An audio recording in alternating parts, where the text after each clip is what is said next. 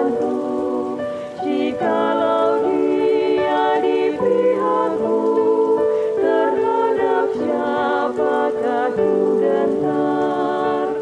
Tuhanlah kekuatanku, Tuhanlah nyanyianku, Dialah keselamatanku. Jikalau Dia di pihakku, terhadap siapakah ku gentar?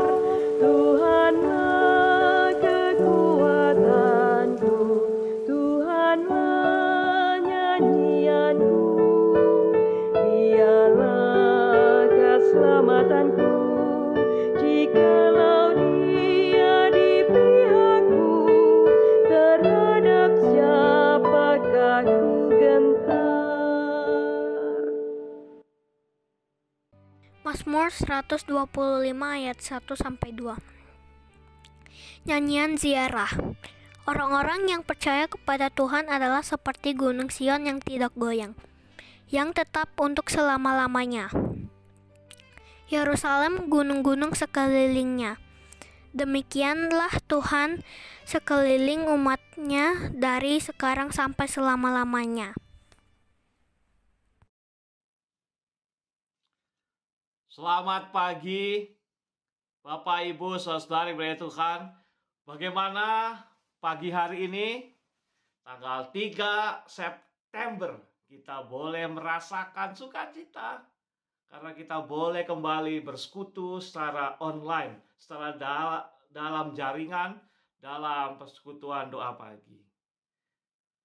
Pagi hari penuh sukacita ketika kita diingatkan kebiasaan persekutuan doa pagi, membaca Alkitab bersama, dan menaikkan doa.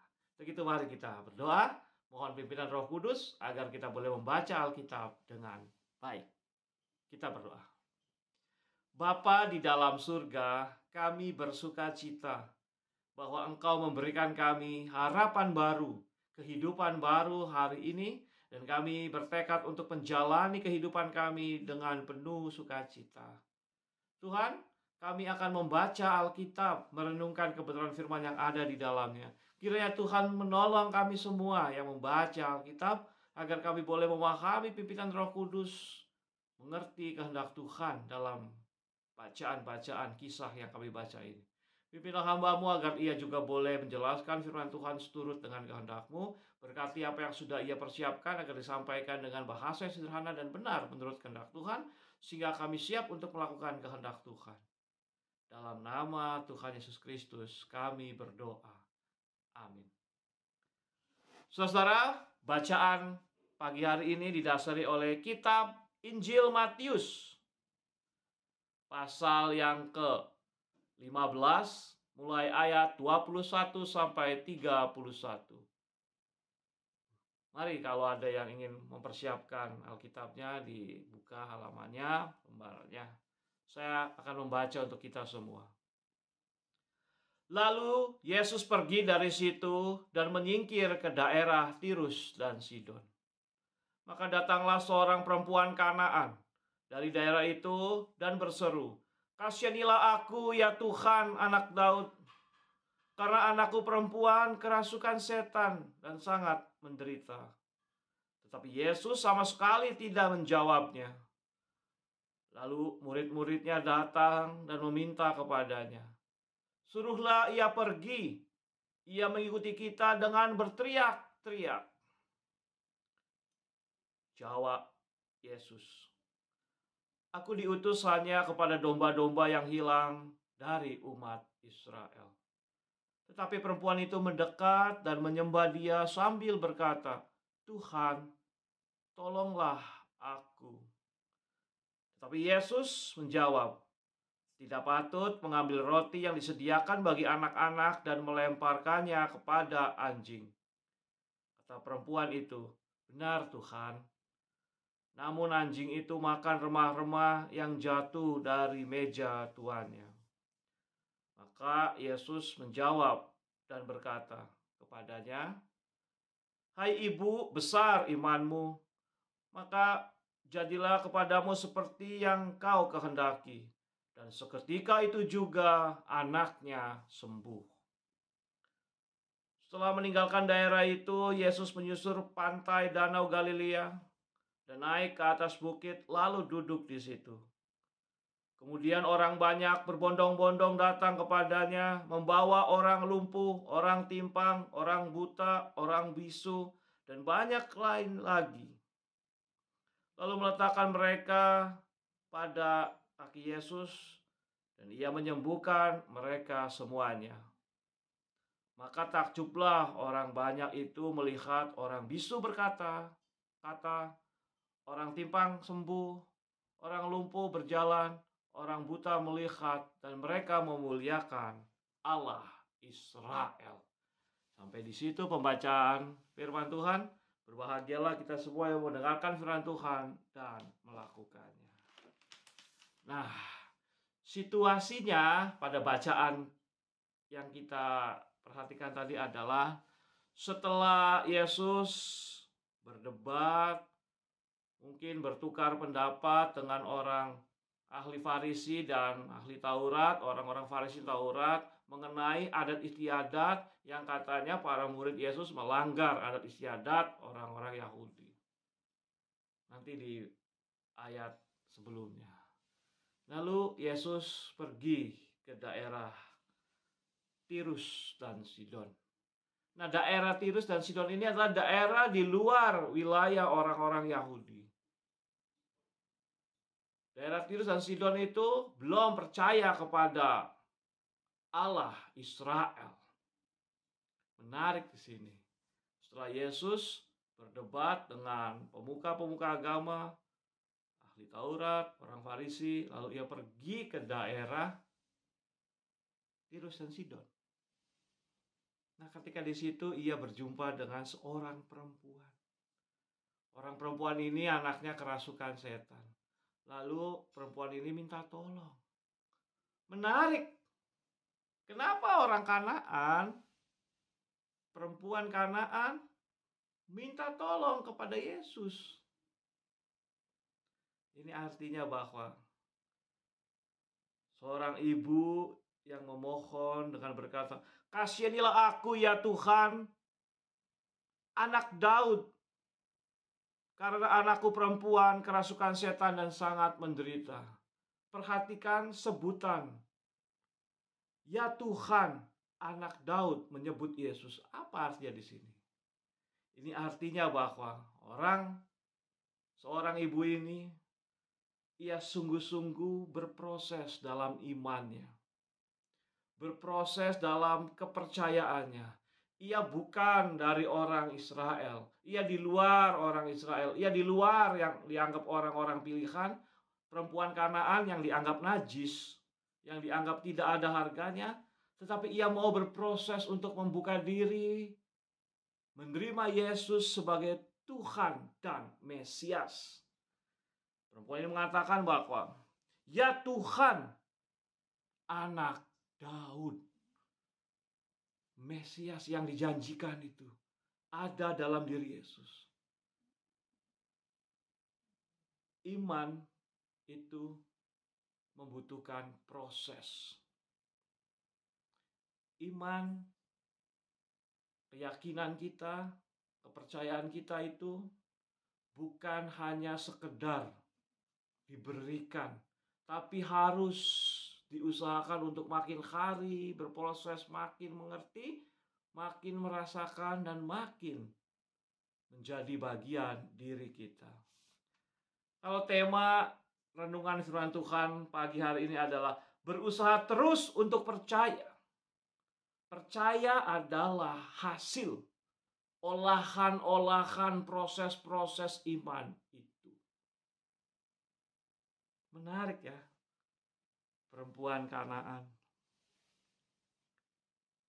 Imannya bertumbuh dari orang yang di luar komunitas Israel, orang-orang, lalu ia mau percaya kepada Allah Israel. Iman yang bertumbuh. Nah, Bapak Ibu saudara Tuhan, seberapa kita tekun untuk menjalani pertumbuhan iman kita. Ketika kita belajar mempercayakan diri, kehidupan kita dalam pimpinan Tuhan, dalam karya kasih Tuhan. Hidup kita yang jatuh bangun, percaya, berusaha lebih baik, gagal, berusaha lagi, terus berusaha, tidak mandek, tidak stuck, tapi terus berproses untuk makin percaya. Seorang perempuan Kanaan mau percaya kepada Yesus, ya Tuhan, anak Daud. Iman ini bukan barang jadi yang diwariskan, tetapi yang diusahakan agar kita sungguh-sungguh merasakan sendiri iman itu. Jadi teruslah berusaha terus untuk percaya. Mungkin saat ini ketika situasi sedang kesulitan ekonomi, kesehatan, jangan berhenti. Terus berusaha untuk percaya, alami prosesnya. Mungkin perobatan, mungkin usaha, mungkin segala sesuatu yang kita usahakan belum mendapatkan hasil, jangan berhenti. Terus mencari Tuhan, mempercayakan diri kepada Tuhan. Walaupun seakan-akan Tuhan menyepelekan kita, cuek, tidak nganggap kita. Seperti yang dialami ibu ini kan berkata, aku diutus hanya kepada domba-domba yang hilang dari umat Israel. Kamu kan perempuan Kanaan, ini bukan urusanmu, bukan urusanku. Tapi seorang ibu yang ingin anaknya disembuhkan, ia terus mengikuti Yesus, berusaha untuk memanggil Yesus. Tuhan, tolong aku. Tuhan, tolong aku. Bapak Ibu saudara Tuhan, iman yang tanpa proses adalah iman yang kaku, iman yang beku, dan mustahil akan menjadi bagian dari milik kita. Karena kita percaya hanya kata orang, kita percaya hanya apa yang dari kita baca, kita belum mengalami prosesnya sendiri, kepercayaan sendiri. Maka ketika kita menghadapi situasi sulit, anggaplah ini merupakan sebuah ujian, sebuah proses. Iman yang diuji adalah iman yang bertumbuh. Iman yang tidak mandek. Iman yang terus mengalami prosesnya untuk makin kuat. Maka teruslah berusaha untuk percaya. Seperti perempuan Kanaan ini. Menarik. Setelah perempuan Kanaan ini menunjukkan prosesnya percaya kepada Yesus sebagai Mesias, anak Daud yang dijanji-janjikan itu yang akan memulihkan kehidupan bagi umat Israel. Setelah Yesus berkata, kamu bukan bagianku. Dan lebih keras lagi Yesus akhirnya menjawab seperti ini. Tidak patut mengambil roti yang disediakan bagi anak-anak dan melemparkannya kepada anjing. Oh, kok kasar sekali Yesus. Kenapa begitu? Nah, Bapak Ibu saudara Tuhan, kalau kita baca pada teks bahasa Indonesia tidak kelihatan hal yang menarik. Tapi kalau kita melihat bahasa Yunaninya, ini menarik. Kata yang dipilih untuk diterjemahkan kepada anjing itu menggunakan kata kunaria. Kunaria itu anjing peliharaan. Kunaria itu adalah anjing yang dipelihara. Anjing yang lucu, anjing yang disayang. Kayak Bapak Ibu Saudari yang punya peliharaan anjing kan? Diajak makan bareng, dipeluk-peluk, diajak naik motor. Nah itu kata kunaria yang artinya anjing peliharaan. Menarik kan? Bahwa Yesus menganggap perempuan ini adalah diperhatikan sebagai anjing yang dipelihara, peliharaannya. Bukan seperti anjing jalanan, bukan seperti anjing yang mencari makan di tempat-tempat sampah di pinggir-pinggir jalan. Tapi Yesus menunjukkan bahwa ibu ini adalah kunaria, anjing yang dipelihara. Menarik. Kadang-kadang kita merasa Tuhan itu tidak mempedulikan kita. Kita seakan-akan mencari makan sendiri, perlindungan sendiri, kesepian. Ternyata Tuhan selalu memelihara kita. Perempuan ini disebut sebagai kunaria, anjing peliharaan, anjing kecil yang lucu, yang disayang oleh pemiliknya. Maka ibu ini menunjukkan rasa sukacitanya ketika ia dianggap sebagai anjing peliharaan itu. Benar Tuhan, namun anjing itu makan remah-remah yang jatuh dari meja tuannya. Perempuan ini mau mempercayakan dirinya kepada tuannya. Dikasih remah-remah, makanan sisa juga nggak apa-apa. Tapi aku masih dipelihara oleh tuanku. Kunaria tadi anjing peliharaan.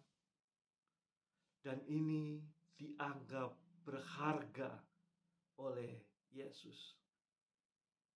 Maka Yesus menjawab dan berkata, "Hai ibu, besar imanmu. Maka jadilah kepadamu seperti yang kau kehendaki." Dan seketika itu juga anaknya sembuh. Bapak Ibu saudara Tuhan, berusaha terus untuk percaya membutuhkan proses, membutuhkan kerendahan hati, mempercayakan diri kepada Tuhan yang selalu memelihara kita. Maka ketika kita merasa disepelekan, ketika ada banyak harapan-harapan kita yang seakan-akan jauh api daripada panggang, yang artinya kok sia-sia sekali, Tuhan terus menunjukkan pemeliharaannya kepada kita. Maka untuk terus percaya, pertama-tama adalah iman yang terus bertumbuh. Jalani setiap prosesnya. Kadang kita naik, hidup kita baik, penuh sukacita, bersyukurlah pada Tuhan. Lalu kadang-kadang menurun, bahkan menukik tajam. Tetap tenang, tegakkanlah iman kita bahwa Ia memelihara kita. Ia tidak menyepelekan kita. Ingat, kita dipelihara oleh Tuhan. Seakan-akan kalau Tuhan tutup telinga, tutup mata akan keadaan kita, disitulah kita sedang diuji untuk terus percaya kepadanya. Ingat, saya katakan tadi, iman yang diuji, iman yang ditanggapi. Artinya kalau kita terus diuji, maka Tuhan akan terus menanggapi usaha kita. Ia tidak menyepelekan kita. Ia tidak mencuek kepada kita. Nah, Bapak Ibu saudara Tuhan, kalau orang-orang yang belum percaya kepada Tuhan melihat kehidupan kita, yang sungguh-sungguh mempercayakan diri kepada Tuhan, maka kita adalah saksi-saksi Kristus dalam hidup ini. Hal menarik yang kedua adalah bahwa ibu ini mau berkorban untuk anaknya. Ia mau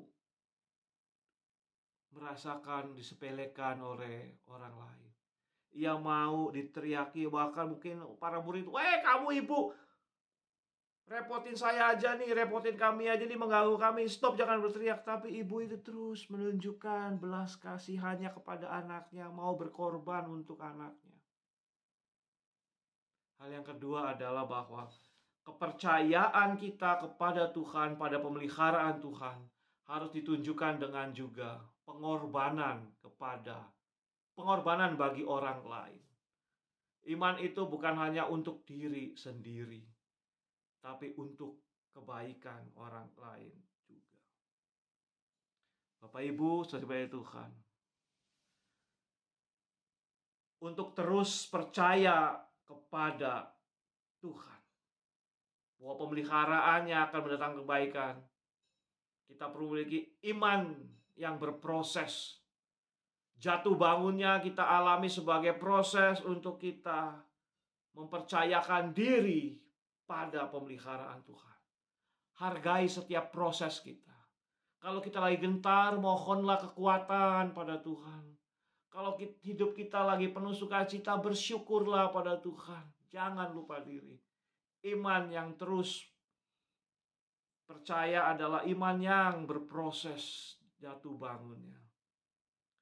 Maka hal yang kedua adalah kepercayaan yang kita tunjukkan itu bukan hanya tentang kebaikan kita, tetapi itu juga untuk kebaikan orang lain. Maka berusahalah melakukan kebaikan untuk orang lain. Iman mendatangkan kebaikan untuk orang lain. Kita bukan hanya mati-matian mengusahakan keinginan kita, tujuan hidup kita, tapi juga mari melakukan kebaikan untuk orang lain. Berusaha untuk terus percaya bahwa Allah memelihara kita. Dan hal yang ketiga adalah bahwa iman yang membuat kita percaya adalah iman yang memuliakan Allah. Rasakan prosesnya dalam hidup kita. Mau berkorban untuk orang lain, itu juga bentuk dari kepercayaan kita. Maka hal yang ketiga adalah iman itu terus memuliakan Allah. Ketika kepada Yesus dihadirkan orang-orang yang timpang, orang-orang yang bisu, orang-orang yang buta, orang-orang yang lumpuh, dan mereka menjadi bisa melihat, bisa berjalan, semua sembuh. Maka orang banyak itu memuliakan Allah Israel. Kesehatan, kesembuhan, kebaikan, dan proses pemulihan dari pergumulan permasalahan adalah cara kita untuk merasakan pemeliharaan Tuhan. Ketika kita sudah sembuh, sudah beres masalahnya, jangan lupakan Tuhan. Muliakanlah Tuhan. Itu menjadi hasil akhir dari kepercayaan kita. Bapak, Ibu, saudara Tuhan, untuk sungguh-sungguh terus berusaha terus untuk percaya. Mari kita rasakan iman yang berproses, iman yang mau berkorban untuk orang lain, dan iman yang memuliakan Allah. Selamat terus percaya. Amin. Mari kita berdoa. Bapa di dalam surga, kami bersyukur untuk kehidupan yang Engkau pelihara dengan penuh segala kekuatan, cinta kasih, berkat, dan sukacita yang penuh dalam kehidupan kami ini.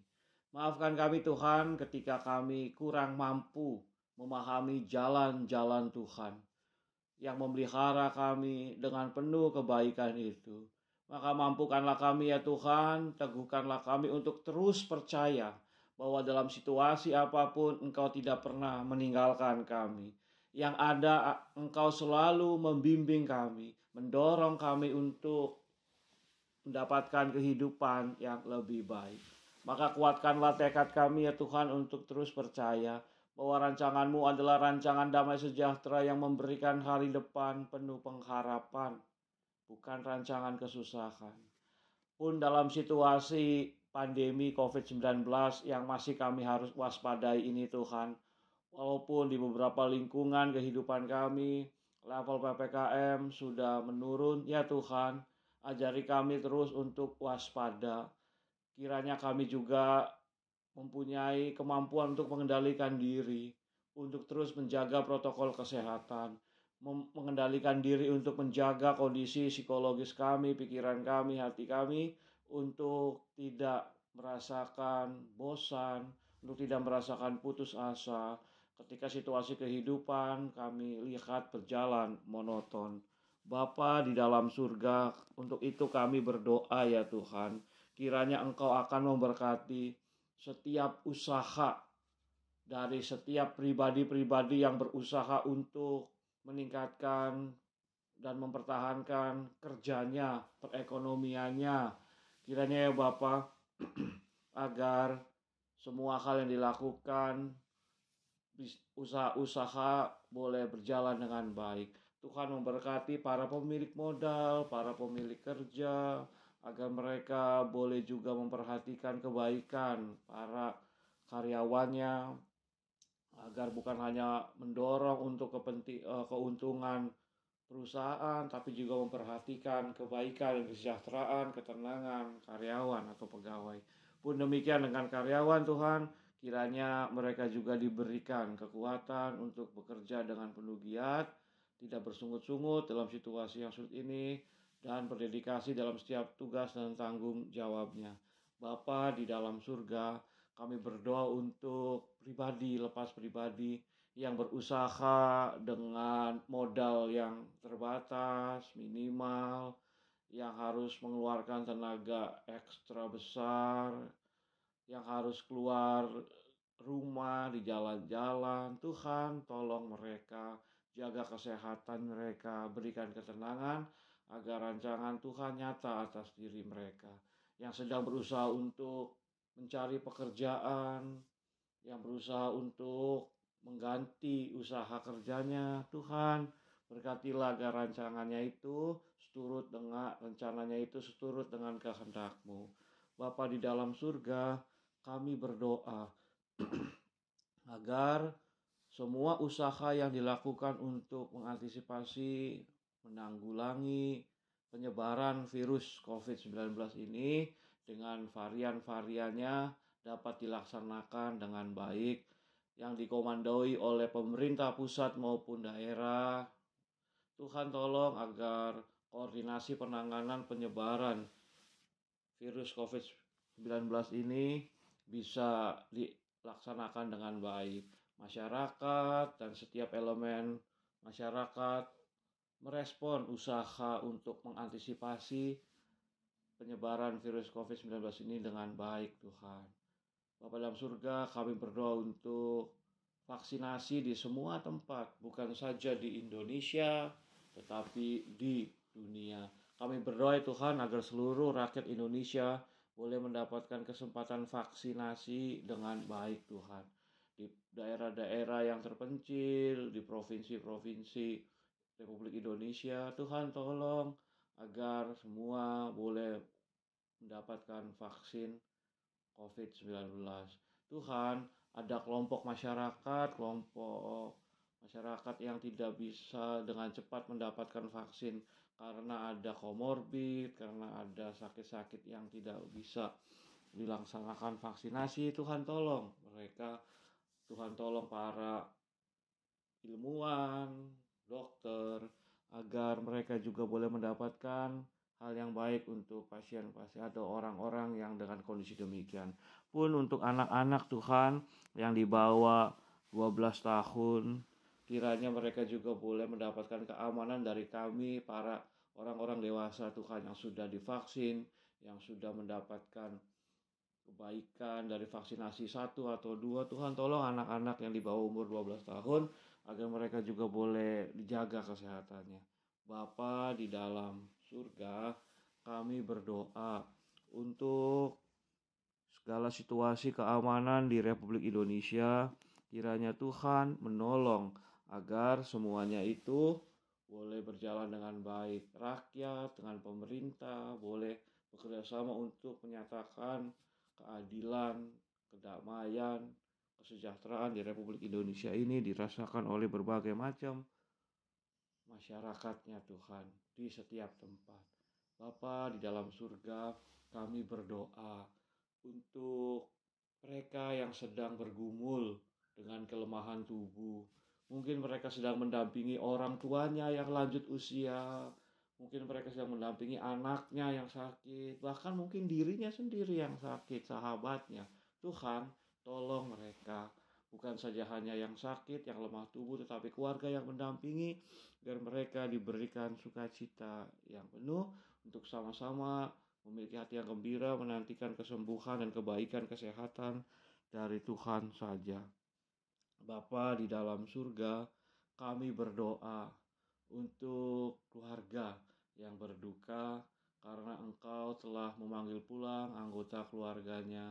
Tuhan menolong agar dalam segala sesuatu boleh dirasakan kekuatan dan kebaikan. Bapa di dalam surga, kami berdoa untuk Gereja Kristen Indonesia Surya Utama agar kami sebagai gereja boleh merasakan kekuatan persekutuan. Dalam situasi pandemi kami tidak bisa kegiatan di gereja. Tuhan tolong para pelayan Tuhan yang melaksanakan kebaktian live streaming, perekaman. Tuhan tolong agar semuanya boleh berjalan dengan baik. Tim digital ministry, tim multimedia, ibadah online, bidang persekutuan.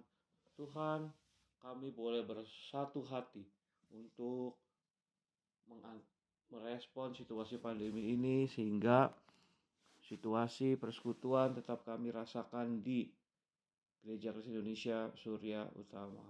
Bapa di dalam surga, kami berdoa untuk pelayanan GKI Surya Utama agar boleh menyatakan damai sejahtera.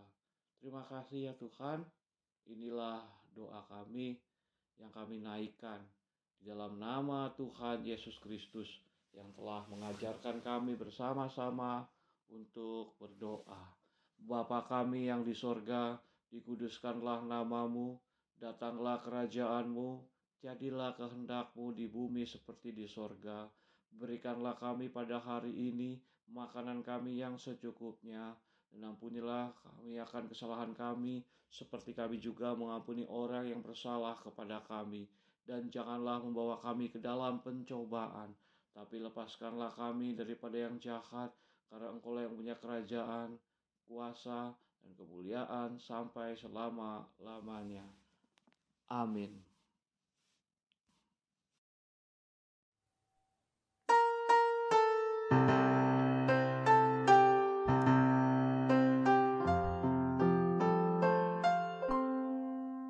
Kasih Tuhan mengiringimu,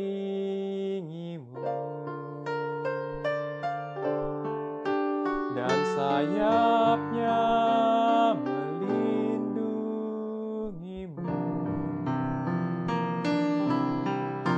Tangan Tuhan pegang di dalam hidupmu. Majulah dalam terang kasih-Nya.